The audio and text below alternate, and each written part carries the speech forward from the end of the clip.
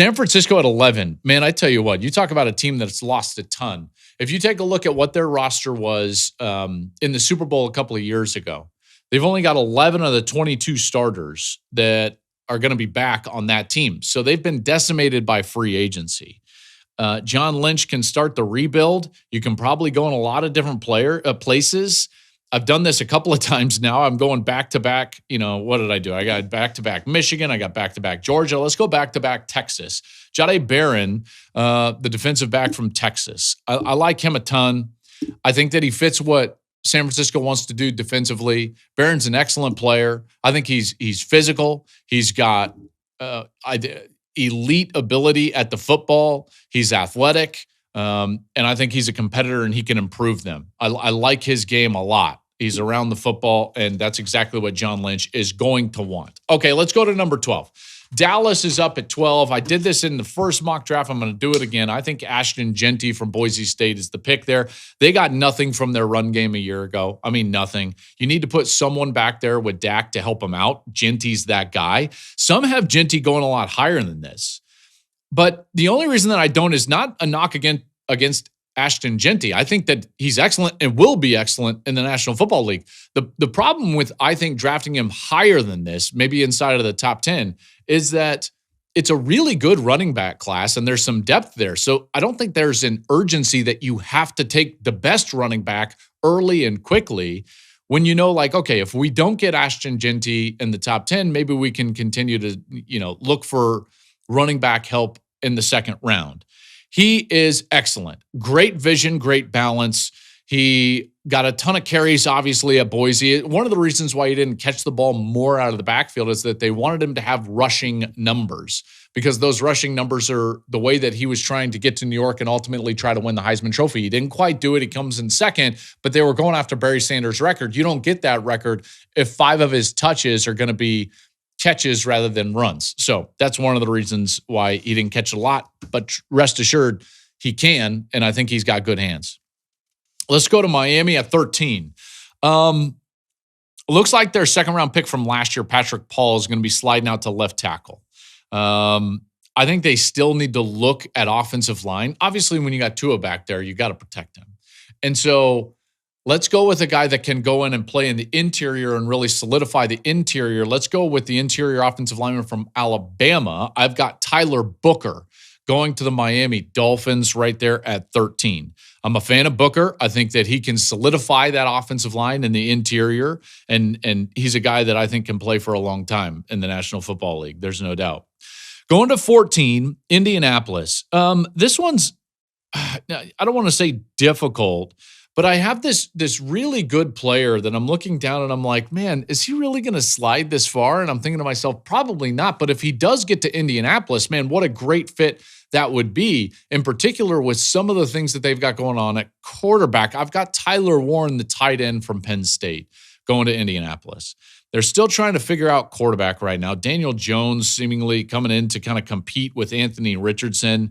Warren can give either quarterback a huge, big-time target, in particular on third down. A guy that is versatile. You can snap it to him, pitch it to him, hand it to him, throw it to him, all of it. Great with the ball in his hands, running the football. Don't know why he didn't get any carries inside of the 5 against Ohio State, but he didn't, and they lost. He was really their best offensive weapon. I know that their running backs were very good, but man, in terms of versatility and the ability to really impact the defense in so many different ways, Warren was certainly that. He is an excellent player. I love his mentality and his makeup. He's great in the seam, right down the middle of the defense. And so for me, I like Warren there to Indianapolis at 14.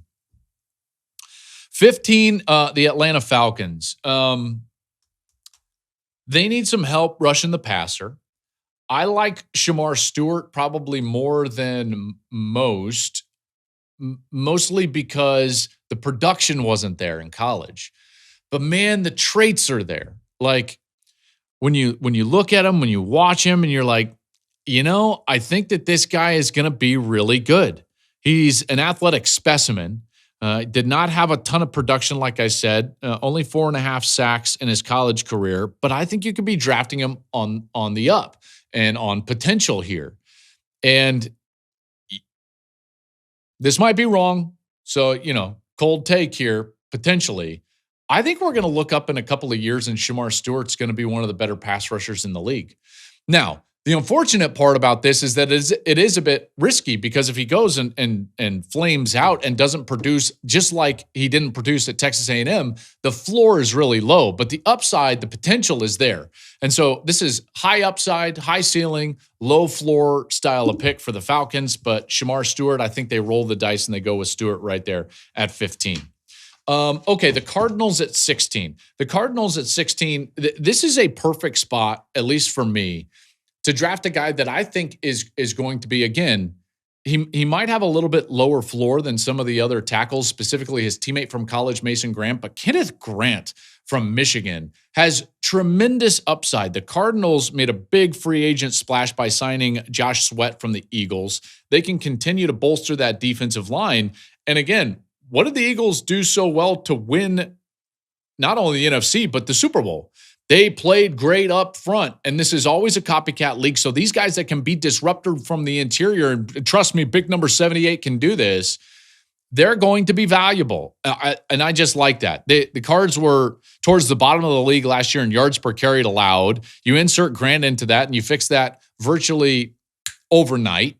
And so Kenneth Grant there at 16, which is a bit of a bummer because I really wanted to send him to Jesse Mentor with the Chargers. I did it in my first mock draft. I just don't think he's going to make it there. I really don't. I think he's too good. Bengals at 17. Okay, looks like Trey Hendrickson is going to be leaving them. Permission to find a trade. So Hendrickson, who just led the league in sacks last year, he's on his way out. He had 17 and a half. The rest of the team only had 18 and a half combined. So they have to get some pass rush help. To me, it's a pass rusher here. I like Mike Green from Marshall. Covered his game against Ohio State this last year. I was really impressed. And his play in that game against Josh Simmons, who's going to be a first-round offensive tackle, before he was injured, he played really well against Simmons in that game against Ohio State. So his stock is going to be high. I like him in the first round. And because of Hendrickson and all that drama there with the trade or pending trade, impending trade, I like Mike Green going to Cincinnati there at 17. That leaves Seattle up. Okay, so Seattle now has traded away Geno Smith. They traded away DK Metcalf. They've got to replace both of those. They went Sam Darnold on the quarterback side, and even with those couple of games at the end of the season, which he didn't play well, he was still really good for the bulk of the season. I think that they believe in him from that respect, but now they've got to add depth on the wide receiver side. You got to get a true outside threat. Teteroa McMillan, the wide receiver from Arizona, makes a ton of sense right here. A ton of sense. I think Seattle taking a true, big, solid, win one-on-one situations outside wide receiver is the way that they need to go. So Teteroa McMillan, big wide receiver from Arizona, going to Seattle. Number 19, the Bucs. Bucs had one of the best offenses in the league last year. I think they can focus on defense because of that. Again, the offense was terrific. I like Jihad Campbell from Alabama. His potential is there. I think that he's an excellent player. Bucs can look at this and be like, okay, who are some of the better defenders left? Campbell certainly fits that bill. And they can take him at 19 right there. And I think that that's kind of a plug and play. You improve your defensive side of the football, which they need to do, and immediately they can become a better team. Number 20, the Denver Broncos. Denver's been interesting because they signed, I thought tight end was the way that I was going to go here, and I thought Colston Loveland was the perfect pick for them. That's why I had him mocked with in 1.0. But they signed Evan Ingram to give them some pass catching help from that position. So Bo Nix has a guy on the outside to go with Cortland Sutton, Marvin Mims. They've signed a bunch of guys on the defensive side. I know that they want a running back.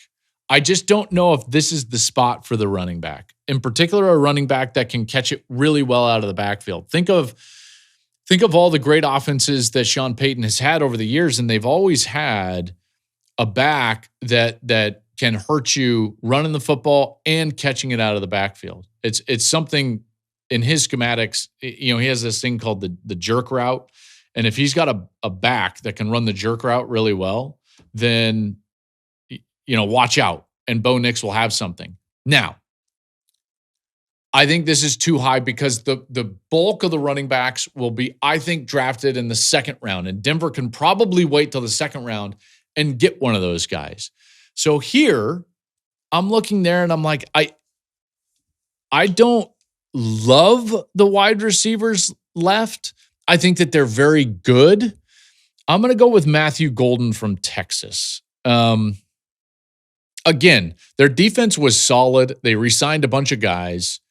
And I think that you can go with Matthew Golden, who, by the way, at the end of the year became really Texas's number one option. So he transfers in, and by the end of the year, like, he was their passing game, and he was the target that Ewers was going to look at. And some of those CFP games in particular, I liked his game in preparation for that Michigan game that I called early in the year, watching some of his tape.